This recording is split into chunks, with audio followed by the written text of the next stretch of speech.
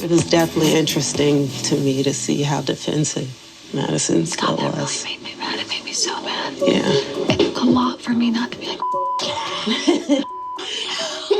because I wanted to go off. She needed to keep my name out of her mouth. All right. All right, let's go, hubby. Let's roll. Hey, let me tell you, you clean up nice. Thank you. You're the best.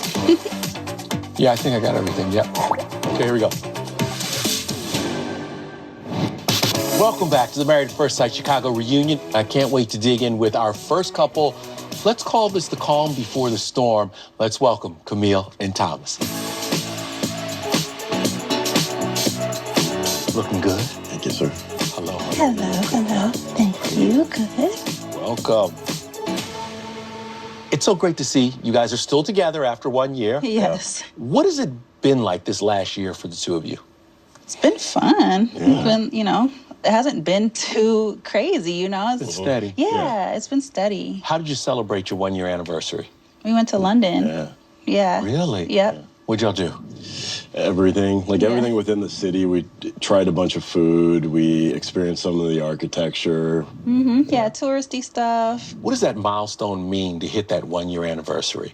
I think it was pretty big, especially with kind of coming together in such an unconventional way. I feel like... Very different way. Yeah, exactly. I don't know that the odds are necessarily in your favor to make it. Hitting that point was really special for both of us. It was really significant being able to say that, we accomplished this and then we were able to continue with it and hold on to those things. Yeah. Let's go back to the beginning. When did you know this was going to work? When was the moment when you were like, you looked at this woman and you said, Thomas, this is going to be my girl. I'm in. I believe it was a couple of weeks after the honeymoon. I knew that all these different things I was looking for were all in one complete package with Camille. So I definitely knew at that point I wanted to see this entire thing through. Camille, early on, you were worried that Thomas didn't have the swag, enough swag for you. Now I look at his cut, he's got his first suit, everything. Boy, clean, looking like a snack. Sometimes, guys, it takes a good woman to bring some things out in you, and it's okay. Don't fight that. Just go with it. Wow. What do you think? I feel like I should have a mic or something, too. Oh, yeah. Spin some rhymes. Look, I see you. Look, he's feeling himself now. Feel like famous.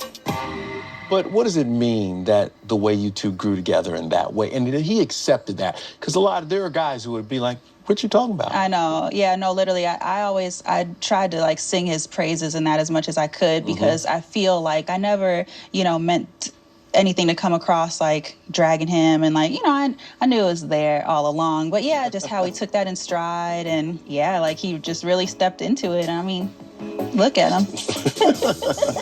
What do you think of Thomas's swag level today? Oh yeah, it's top notch. Right. Yeah, right, top right, two right, is not two. All of this led to some very interesting and I think important conversations about racial identity and dealing with that and how people see each other. Because sometimes people think, oh, you're African American, you're a monolith, and you're not. There's a lot of layers to this. With me being a biracial kid, sometimes I felt like kids treated me like I wasn't quote-unquote black enough, which when I was younger, I think kids would pick on me and my brother a lot. I can only imagine how it felt. So that's so sorry to hear that that's, kind of a sore spot for you growing up. Yeah, it's fine. It shaped me a little bit because it made me realize, too, I don't have to prove anything to anybody. If I'm not being me, I'm giving you a false representation of, who I am. So I'm always going to just be true to myself and not need to impress anybody. What did that mean for you, Thomas? Because you broached some very heavy subject matter. Yeah, it wasn't easy initially because I think people in general have some caricature you're supposed to live up to as a black man, and that's not realistic, and we're all different.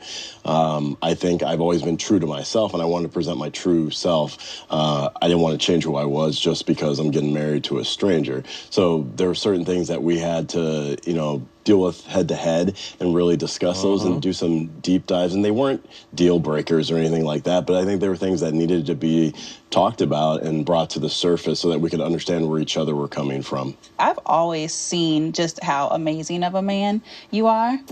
Yeah, I really do appreciate